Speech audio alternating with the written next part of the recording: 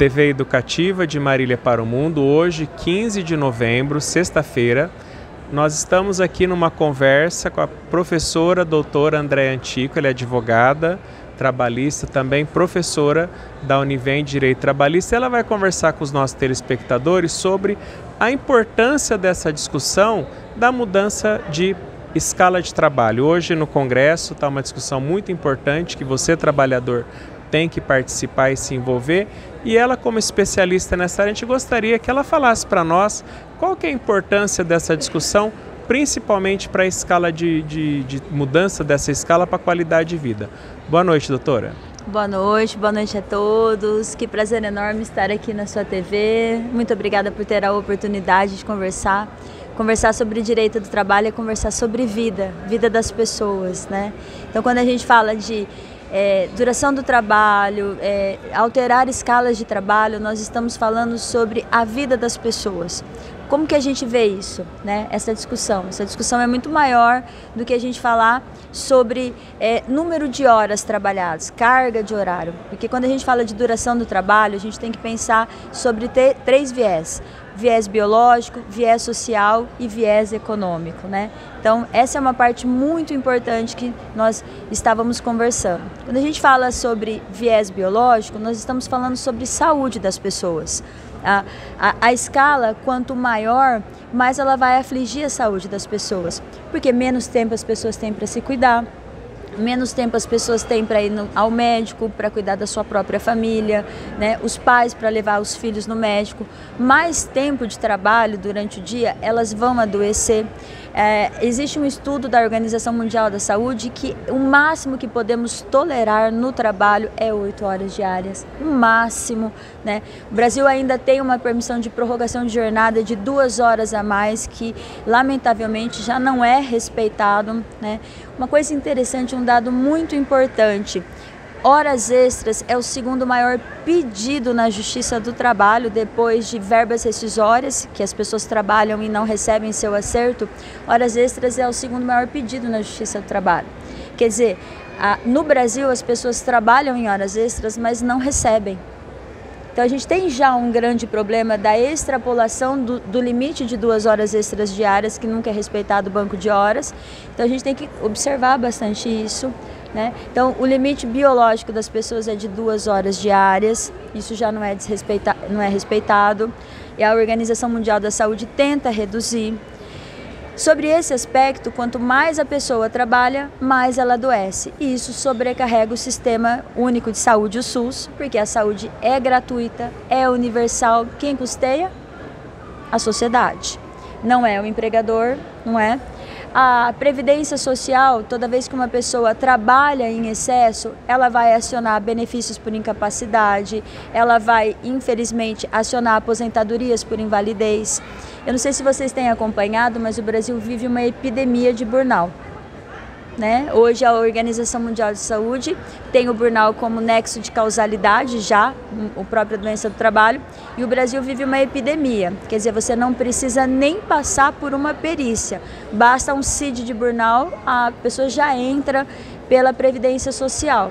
Quer dizer, nós estamos custeando isso, porque quem custeia a Previdência Social é a sociedade, por meio de impostos diretos da folha de pagamento, mas impostos indiretos, né? Por meio dos produtos que a gente paga. Quer dizer, tudo isso, SUS, Previdência Social, faz 30% do orçamento brasileiro. Então nós temos que pensar em tudo isso. Quando a gente fala em redução de escala, né, aumento, redução, o que isso impacta individualmente na vida das pessoas e socialmente na vida da sociedade, né? Então, esse é o primeiro do viés que a gente pensa, o biológico, mas não é só ele, né? Doutor, uma coisa que a senhora comentou que é muito importante é justamente isso, né? O empregado, ele trabalha com todo esse excesso, sobrecarga de trabalho e horário, aí o bônus vai ficar com o empresário e o ônus fica com o Estado, né? E uma escala como a hoje, que estão querendo aprovar essa de 6/1, né? A gente fala a questão da mulher, que é muito importante, e no fim acaba virando 7/0. Porque a mulher, ela vai ter todo o trabalho profissional dela, mas se ela não tem um companheiro também que ajuda, ela vai ter a sobrecarga, como ela já trabalha 2, 3 turnos, certo? O que é mais perigoso ainda, né? Porque a mulher, de fato, ela vai ter um dia só para cuidar dos afazeres e tem questões, a questão da maternidade muitas vezes não é delegável, né? Ainda que ela tenha um parceiro, né? O Brasil tem muitas mulheres que são chefes de família, mas a maternidade, muitas questões não são delegáveis, o que vai sobrecarregar mais um pouquinho, né? Vai ser 7-0, muito inteligente essa questão que você está falando. E não é nenhum ônus, né, do empregado, é um suposto ônus do empregado. Por quê? Porque quando a gente fala em escala, o trabalhador que trabalha muito, há uma ilusão de que isso é um benefício para o empregador. Mas o que a gente tem também são muitos afastamentos de saúde, muita rotatividade de mão de obra. Quer dizer, esse empregador, ele investe em treinamento. Hoje não tem como a gente não investir em treinamento, porque a mão de obra, os desafios do mercado, os avanços tecnológicos, as empresas têm que investir em tecnologia, em treinamento. Quer dizer, aquele empregador, ele investe em treinamento e ele perde rápido aquele trabalhador.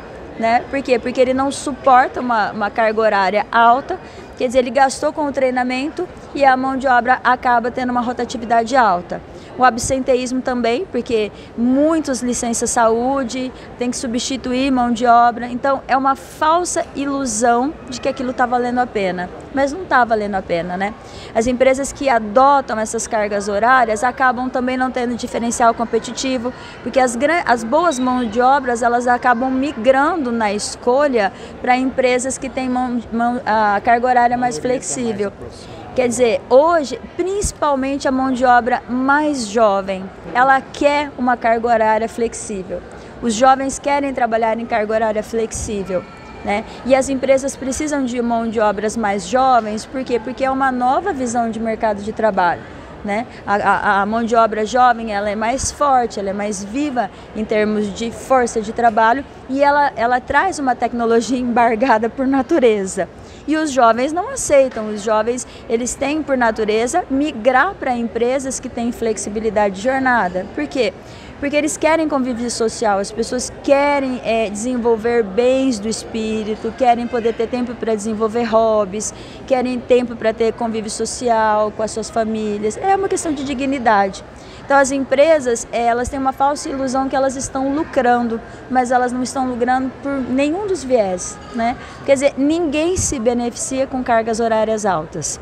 Mesmo que ela tenha, ela fala assim, eu vou ter uma carga horária alta, não vou pagar hora extra.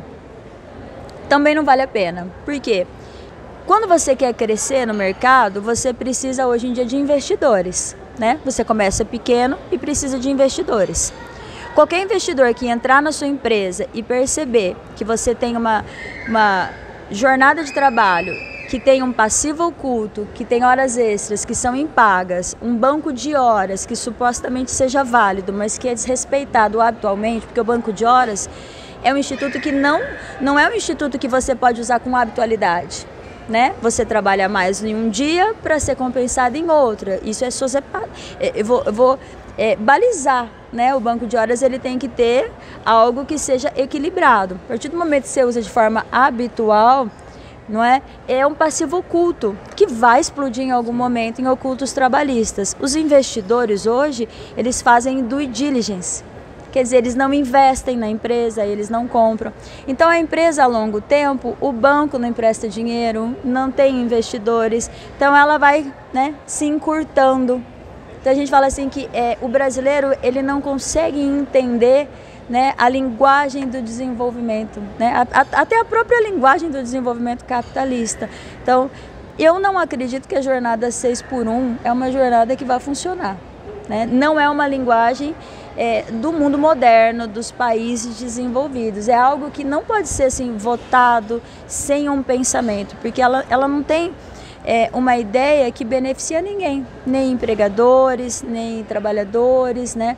Nem mesmo a sociedade, né? É algo que precisa ser discutido, algo que precisa vir para dentro do país, para a realidade social do Brasil e aí sim ser discutida. Como a gente reforçou, hoje nós fizemos aula pública e você que nos assiste, é uma discussão importante, né, doutora?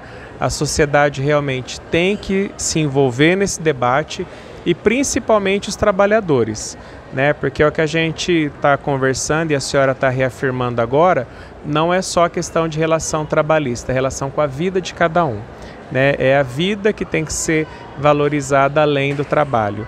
Então a gente agradece a participação da senhora, muito obrigado pela entrevista e estamos juntos. Quando precisar de orientação, a gente vai procurar a senhora novamente. Muito obrigado. Eu vou estar sempre à disposição de vocês. Falar direito do trabalho é uma paixão, com certeza, né? Certo, muito obrigado. TV Educativa, professor Emerson, repórter educativo.